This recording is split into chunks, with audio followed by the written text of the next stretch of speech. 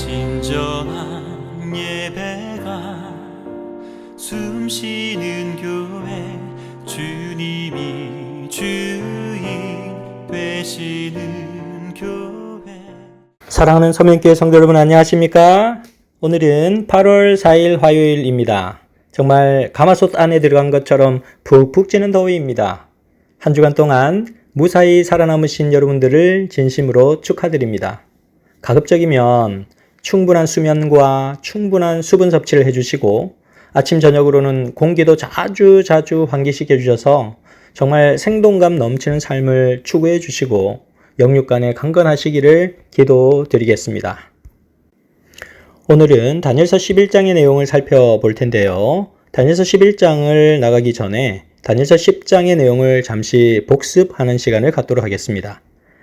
다니엘서 10장에 주어진 계시의 내용은 무엇이었을까요? 1번 바벨론과 페르시아의 전쟁이었다. 2번 마지막 때까지 하나님의 백성이 겪게 될 선과 악의 대쟁투였다. 3번 헬라와 로마의 전쟁이었다. 4번 유대인들이 당할 마지막 박해였다. 1, 2, 3, 4번 중에 몇 번일까요?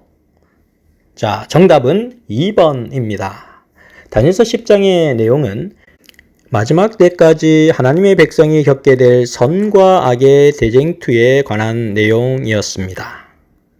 자, 이번에는 두 번째 퀴즈입니다. 다니엘서 10장에 등장하는 미가엘은 누구일까요? 1번 가브리엘 천사의 조력자이다. 2번 성경 미가서의 저자이다. 3번 가톨릭 역사에 길이 남을 신부님의 이름이다. 4번 사탄과 우주적 대쟁투를 벌이시는 예수 그리스도이시다. 1번, 2번, 3번, 4번 가운데 몇 번이 답입니까? 정답은 4번입니다. 사탄과 우주적 대쟁투를 벌이시는 예수 그리스도이십니다. 다니엘서 10장에서 말씀하고 있는 큰 전쟁에 관한 것은 선악간에 펼쳐지는 우주적 대쟁투임을 우리는 확인하였습니다. 11장과 12장은 그 내용들을 이어서 더 세부적으로 내용들을 살펴보게 되겠습니다. 자, 이제 다니엘서 11장 2절의 말씀을 봉독하도록 하겠습니다. 이제 내가 참된 것을 내게 보이리라. 보라, 바사에서 또 새 왕들이 일어날 것이요 그 후에 넷째는 그들보다 심히 부요할 것이며 그가 그 부요함으로 강하여진 후에는 모든 사람을 충동하여 헬라 왕국을 칠 것이며.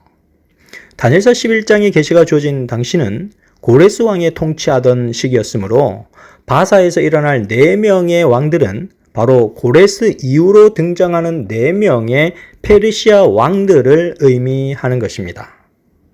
자, 그렇다면 고레스 이후에 등장할 4명의 페르시아 왕들은 과연 누구였을까요? 첫 번째로 고레스 이후로 캄비세스 2세가 등장을 하게 되는데, 캄비세스 2세는 부친 고레스가 내린 예루살렘 중건 조서를 잘 이행할 수 있도록 유대인을 잘 도와주었습니다. 그리고 캄비세스 2세는 이집트 원정을 떠나기 전에 유능한 동생 스메르디스를 몰래 죽여서 후환을 없애려고 했지만 오히려 자신이 이집트 원정 귀국길에서 변사를 하게 되었습니다. 그래서 그 다음에 등장하는 페르시아의 왕이 가오마타라고 하는 인물인데, 캄비세스 2세가 이집트 원정을 간 사이에 반란을 일으켜서 자기가 캄비세스 2세의 동생 스메르디스라고 사칭하면서 왕위를 찬탈하여 7개월 동안 통치한 인물이었습니다. 그래서 그는 사마리아인들의 거짓 상소를 받아들여서 성전 재건 공사를 중단시킨 인물이기도 합니다. 성경에서는 그를 아닥사스다라고 부르고 있습니다. 그리고 세 번째로 등장하는 인물이 다리오 1세인데요. 이 다리오 1세는 가짜 스메르디스인 가오마타를 즉시 쫓아내고 왕위에 오른 뒤에 2년 만에 중단된 예루살렘 성전 중건령을 내리는 인물입니다. 그래서 제2차 성전 중건령을 내린 인물이 다리오 1세입니다. 그리고 나서 이제 제일 마지막으로 네 번째로 등장하는 인물이 아수에로 왕인데요. 아수에로 왕은 히브리식 발음이고 헬라식으로는 크세르크세스입니다. 그래서 다리오 1세의 아들이자 에스더의 남편이 되는 인물입니다. 그의 아들 아닥사스다 왕 때에 제3차 예루살렘 중건령이 내려지게 되었습니다. 그리고 그는 에스라에게 유다 자치권을 주어서 유대인들을 귀환시킨 인물이기도 합니다. 그런데 다니엘서 11장 2절의 말씀을 보면 넷째는 그들보다 심히 부유할 것이며 그가 그 부유함으로 강하여진 후에는 모든 사람을 충동하여 헬라 왕국을 칠 것이며 라고 예언되어 있는 것입니다. 그래서 바로 이 아하수에로 왕이 헬라의 북쪽을 공격하게 되는 것입니다. 그런데 이 페르시아의 끈질긴 헬라 정복의 시도에도 불구하고 헬라는 페르시아의 공격에 쉽게 무너지지 않았습니다. 페르시아의 엄청난 공격에도 불구하고 스파르타인 300명이 목숨을 걸고 페르시아의 공격을 막아냈습니다. 결국 아하수에로 왕은 본국으로 돌아갈 수밖에 없었습니다. 1년 후에도 스파르타 군대는 그리스 동맹군들을 잘 이끌며 페르시아의 공격을 끝까지 잘 막아냈습니다. 이렇게 페르시아의 헬라 정복이 제대로 이루어지지 않은 상황에서 오히려 한 능력 있는 왕이 일어나게 되는 것입니다. 그런데 그 일어나는 능력 있는 왕이 어느 쪽에서 일어났을까요? 북쪽일까요? 남쪽일까요? 페르시아일까요? 헬라일까요? 그 능력 있는 왕은 바로 페르시아가 아닌 헬라에서 일어나면서 상황은 완전히 역전이 되는 것입니다. 다니엘서 11장 3절에 장차 한 능력 있는 왕이 일어나서 큰 권세로 다스리며 자기 마음대로 행하리라 라고 예언되어 있습니다. 이 예언대로 정말 헬라에서 한 능력 있는 왕이 일어나면서 놀라운 상황이 일어나게 되는 것입니다. 이 왕이 등장하면서 그동안 페르시아로부터 수없이 공격을 받으면서 괴롭힘을 당했던 헬라가 오히려 이제는 페르시아를 공격하게 되는 것입니다. 그 당시 도시국가들로 이루어져 있었던 이 헬라 반도를 완전히 통일한 마케도니아의 왕이 있었는데 그가 바로 이름하여 알렉산더 대왕이었습니다.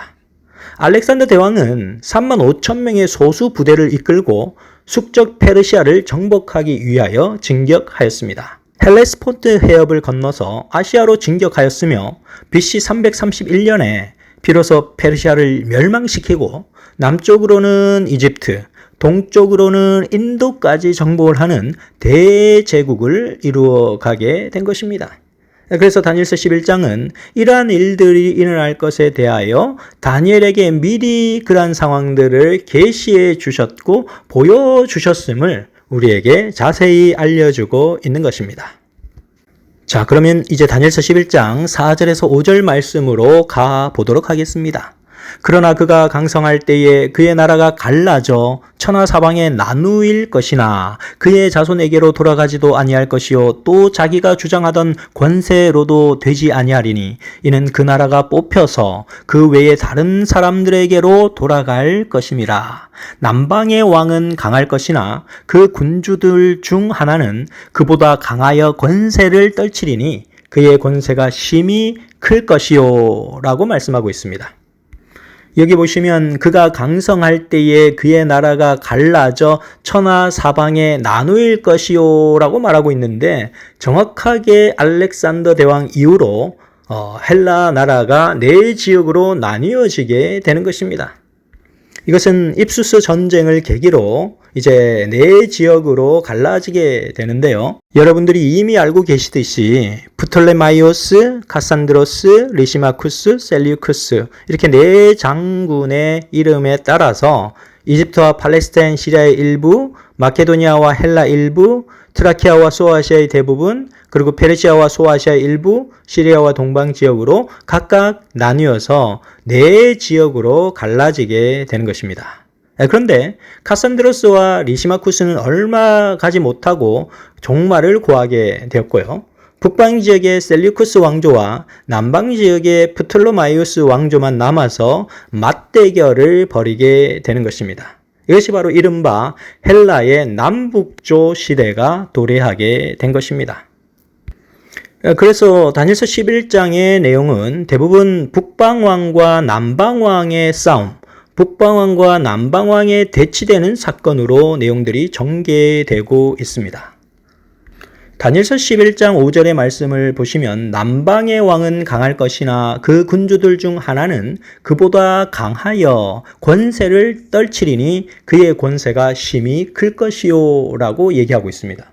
그러므로 다니엘서 11장 5절의 최초의 남방왕은 알렉산더 이후에 이집트를 차지했던 프텔레마이오스 1세를 언급하는 내용인 것입니다. 그런데 그 뒷부분을 보시면 그 군주들 중 하나는 이라고 되어 있는데 4명의 장군들 중에 하나인 셀리우쿠스 1세는 원래 프텔레마이오스 수하에 있었던 사람이었습니다. 그런데 오히려 그의 군사력이 더 강해지면서 프텔레마이오스와 1대1 구도의 남북조 왕조를 형성하게 된 것입니다. 그러니까 다니엘서 11장 5절의 말씀을 정확하게 그 예언의 말씀대로 성취되었던 것입니다. 그래서 메데페르시아 시대 이후로 헬라 왕국의 시대가 등장하게 되었고 헬라의 알렉산더 대왕 이후로 나라가 4나라로 쪼개지게 됩니다. 그 4나라 가운데 이제 2나라가 살아남게 되었고 북방왕의 셀리우쿠스 왕조, 남방왕의 프톨레마이오스 왕조가 살아남았습니다. 그래서 헬라는 남북조 시대에 들어가게 되었는데요. 5절 말씀에는 남방의 왕은 강할 것이나 그 군주들 중 하나는 그보다 강하여 권세를 떨치리니 그의 권세가 심히 클 것이요 라고 예언되어 있는 것입니다. 그런데 헬라의 이런 남북 왕조의 대결은 그들의 2세들에 의해서 본격화되었습니다. 처음에는 남방왕 프텔레마이오스 2세가 자신의 딸 베레니케를 북방왕 안티오쿠스 2세와 결혼시켜서 결혼 동맹을 맺음으로 화친을 유지하려 하였습니다. 그러나 남방왕 프텔레마이오스 2세가 죽자 남편을 베레니케에게 빼앗긴 안티오쿠스 2세의 전 왕후 라오디케는 남편 안티오쿠스 2세와 베레니케와 그들이 낳은 아들까지 다 죽임으로써 보복을 하게 되었습니다. 그래서 헬라의 남북 왕조 시대에 일어났던 이런 역사가 매우 디테일하게 다니엘서 11장에 예언되었고 그것이 역사적으로 성취되었음을 우리는 확인해 볼 수가 있습니다. 이로 인해서 서로 간에 끝없는 보복 전쟁이 150년간 지속이 되었던 것입니다. 다니엘서 11장 6절에는 이러한 내용들을 명확하게 기술하고 있습니다. 몇 해 후에 그들이 서로 단합하리니 곧 남방왕의 딸이 북방왕에게 가서 화친하리라. 그러나 그 공주의 힘이 쇠하고 그 왕은 서지도 못하며 권세가 없어질 뿐 아니라 그 공주와 그를 데리고 온 자와 그를 낳은 자와 그때에 도와주던 자가 다 버림을 당하리라. 너무너무 완벽한 설계의 내용이 다니엘서 11장 6절에 기록되었고 이것은 헬라의 남북 왕조 시대에 분명하게 성취되었습니다. 그리고 죽임을 당한 베레니카의 오빠가 동생을 대신하여서 북방 왕자를 공격하며 원수를 갚아주는 일이 발생합니다. 7절에서 15절까지의 내용을 보시면 계속해서 남방 왕조와 북방 왕조 사이에 죽이고 죽이는 전쟁의 이야기가 계속되고 있습니다. 그렇다면 왜 다니엘서 11장에서 헬라의 남북 왕조 시대의 싸움을 이렇게 자세하게 언급했던 것일까요? 다니엘서 11장의 큰 전쟁에 관한 계시는 분명하게 마지막 시대에 일어날 대쟁투에 관한 메시지라고 말씀을 드렸습니다. 그런데 그 계시로부터 출발된 내용이 페르시아 시대를 지나 헬라 시대에 이르러 헬라의 북방 왕조와 남방 왕조 간의 팽팽한 1대1 구조의 전쟁 스토리로 이어지게 되는 것입니다. 그런데 그 사이에 끼어 있는 대상이 바로 하나님의 백성 유다 나라인 것입니다.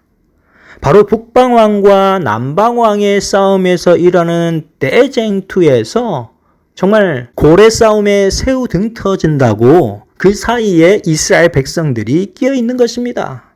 바로 북방왕과 남방왕의 싸움에서 일어나는 대쟁투를 통하여 사탄은 예루살렘 성전을 짓밟게 하고 하나님의 백성을 핍박하는 일을 극대화시켜 나간 것입니다. 이제 다니엘서 11장 16절로 가보시면 오직 와서 치는 자가 자기 마음대로 행하리니 그를 당할 사람이 없겠고 그는 영화로운 땅에 설 것이요 그의 손에는 멸망이 있으리라 라고 말씀하고 있습니다.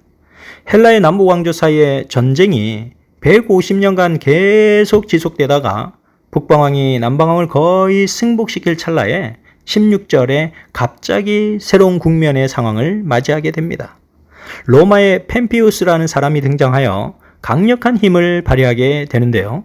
BC 168년에 안티오쿠스 4세가 안티오쿠스 3세의 뜻을 따라서 이집트를 공격하기 위해서 진격하고 있었을 때 로마에서 특사가 와서는 퇴각하라는 명령을 내리게 됩니다. 그런데 너무 신기하게도 안티오쿠스 4세가 로마 특사의 말을 듣고 순순히 퇴각하여 돌아가는 일이 발생하는 것입니다. 결국 BC 168년에 로마에 의해서 마케도니아와 시리아와 이집트 등이 차례로 무너지게 되고 로마의 지배 아래 들어가게 된 것입니다.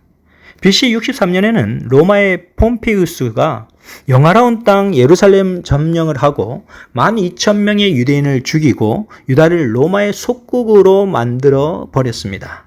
그런데 이 내용은 정확하게 다니엘서 11장 16절의 성경 예언을 성취한 사건이었습니다. 그 이후에 로마의 율리우스 카이사르라고 하는 사람이 등장하게 되는데 그는 이집트에서 폼페우스를 죽이고 프텔로마이오스 2세의 딸인 클레오파트라와 사랑에 빠지게 됩니다. 클레오파트라는 그를 따라서 로마까지 갔지만 남편이 마침내 암살을 당하여 죽게 되는 것입니다. 다시 이집트로 돌아왔는데 독사에 물려 자살하게 되었습니다. 그렇게 되어 이제 남방 왕조가 완전히 역사의 무대에서 사라지게 된 것입니다. 이것이 바로 다니엘서 11장 17절의 내용입니다. 18절과 19절의 내용은 그렇게 잘 나가던 율리우스 카이사르가 결국 롱기누스에 의해서 암살당한 내용을 예언한 것입니다. 그래서 그가 죽으면서 최후로 남긴 말이 블루투스 너마저도 바로 이 말입니다. 그런데 다니엘서 11장의 예언이 위대한 것은 이러한 로마 왕들에 대한 등장을 매우 구체적으로 보여주고 있다는 사실입니다. 다니엘서 11장 20절에서는 율리우스 카이사르의 뒤를 이어 로마의 황제가 될 사람에 대해서 언급하고 있습니다. 그 왕위를 이을 자가 압제자를 그 나라의 아름다운 곳으로 두루 다니게 할 것이나 그는 분노함이나 싸움이 없이 몇 날이 못되어 망할 것이요 라고 권면하고 있습니다. 율리우스 카이사르를 이어서 로마의 황제가 된 사람은 그의 양자 옥타비아누스였습니다. 옥타비아누스는 로마 제국의 초대 황제인 아우구스투스 카이사르입니다. 이 사람이 인두세를 거둘 목적으로 전국의 인구 조사를 위한 호정령을 내렸는데 바로 이때 요셉과 마리아가 고향 베들레헴으로 호적을 하러 갔다가 거기서 아기 예수를 출산하게 된 것입니다. 그 다음에 로마 황제가 된 사람이 바로 누구냐면 티베리우스 카이사르라고 하는 인물입니다. 바로 예수님께서 십자가에 못 박혀 달려 돌아가실 때 로마의 황제였던 사람입니다. 로마 제국의 뒤를 이어서 하나님의 백성들을 핍박할 세력에 대해 다니엘서 11장 23절은 이렇게 예언하고 있습니다. 그와 약조한 후에 그는 거짓을 행하여 올라올 것이요 소수의 백성을 가지고 세력을 얻을 것이며, 여기에 세력을 얻는 존재는 바로 작은 뿔로 언급된 중세 교황권을 의미하고 있습니다. 북방 왕이었던 셀류쿠스 왕조의 시리아가 예루살렘 성전을 짓밟고 하나님의 백성인 유다를 무섭게 핍박하다가 기원전 64년에 망한 뒤에 그 다음 들어선 또 다른 북방 왕은 바로 로마 제국이었습니다. 이들도 하나님의 백성들을 무자비하게 핍박한 세력이었습니다. AD 476년에 로마가 멸망한 이후에 그 뒤를 이어서 북방왕의 자리에 들어선 것은 바로 로마 교황권이었습니다. 그렇다면 로마 제국을 이어 새로운 북방왕이 된 로마 교황권은 남방의 이집트 세력을 어떻게 정복하려고 했을까요? 그에 대한 예언의 암시가 다니엘서 11장 25절에 등장하게 되는 것입니다. 그가 그의 힘을 떨치며 용기를 다하여 큰 군대를 거느리고 남방왕을 칠 것이요 남방왕도 심히 크고 강한 군대를 거느리고 맞아 싸울 것이나 능히 당하지 못하리니 이는 그들이 계략을 세워 그를 침이니라. 로마 교황권은 이스라엘 세력이 예루살렘을 지배하면서부터 하나님의 백성들이 예루살렘 순례를 회방하고 그들을 핍박하기 시작하자 교황은 전 유럽을 총동원하여 십자군 전쟁을 일으켜서 예루살렘을 탈환하려고 했습니다. 그런데 그 당시에 예루살렘은 이집트에 근거를 둔 이슬람 세력인 칼리프의 지배를 받고 있었기 때문에 실제로 북방왕이 된 로마 교황권이 남방왕을 공격한 것입니다. 그러한 집중적인 공격으로 결국 북방왕 교황권은 1099년 6월 15일에 예루살렘을 탈환하게 되었습니다. 이때 죽은 이슬람 교도들의 피가 행인들의 발목까지 적실 지경이었다라고 전해지고 있는 것입니다. 그래서 다니엘서 11장 31절의 예언대로 군대는 그의 편에 서서 성소 곧 견고한 곳을 더럽히며 매일 드리는 제사를 폐하며 멸망하게 하는 가증한 것을 세울 것이며 라고 예언한 부분이 성취된 것입니다. 북방왕 로마 교황권은 남방왕을 공격할 뿐만 아니라 하나님의 백성과 그분의 성소를 서슴없이 공격할 것이라는 사실입니다. 그 예언을 11장의 내용들은 분명히 보여주고 고해 성사와 면죄부 발행과 미사와 화채설과 마리아 중보 이 모든 것들이 매일 드리는 제사를 폐하고 멸망하게 하는 가증한 것을 세우리라는 것에 해당되는 내용인 것입니다. 다니엘서 11장 32절에서 33절의 내용은 중세 암흑기 동안 하나님의 백성들이 북방왕 교황권에 박해받을 것에 대한 예언이고 성경 말씀 그대로의 신앙을 존중하는 그런 종교개혁이 일어날 것을 의미하며 사람들은 성경 그대로의 말씀을 가르치고 배울 것이며 마침내 종교개혁자들이 죽음을 불사하고 성경을 번역하며 오직 하나님의 말씀대로 종교개혁을 일으키다가 로마 교황권에 붙잡혀 화형을 당해 죽게 되리라는 생생한 예언이 기록되고 있는 것입니다. 결국 다니엘서 11장 40절로 가보시면 마지막 때에 남방왕이 그와 힘을 겨룰 것이나 북방왕이 병과 마병과 많은 배로 회오리 바람처럼 그에게로 마주와서 그 여러 나라에 침공하여 물이 넘침같이 지나갈 것이요 라고 예언하고 있는데요. 이 마지막 때는 1798년 이후의 시간을 의미하고 있습니다. 북방왕과 남방왕은 지금까지 기술했듯이 헬라의 남북조 왕조 사이에 끼어있는 이스라엘을 기준으로 북쪽에 있었던 세력이 북방왕이었고 남쪽에 있었던 세력이 남방왕이었습니다.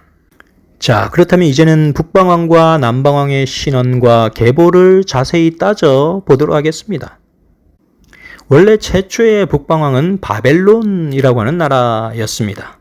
이 바벨론의 정신을 그대로 계승한 나라가 헬라 남북 왕조의 시리아 북방왕에 해당되는 나라였습니다. 그리고 그 정신을 그대로 이어받은 것이 바로 로마 제국이었습니다. 그리고 그 로마 제국의 정신을 그대로 이어받은 것이 로마 교황권이었습니다. 그래서 북방왕의 계보는 이렇게 이어졌었고요. 남방왕은 고대 이집트를 의미하였습니다. 고대 이집트의 정신을 그대로 이어받은 것이 헬라 남북조 시대의 이집트였습니다. 그리고 그 이집트는 이집트에 기반을 둔 이슬람 세력으로 이제 대치되게 되었고요. 마지막으로 로마 교황권이 북방왕의 그러한 역할을 하게 되었을 때 남방왕의 역할을 한 것은 공산주의와 무신론의 세력이었습니다.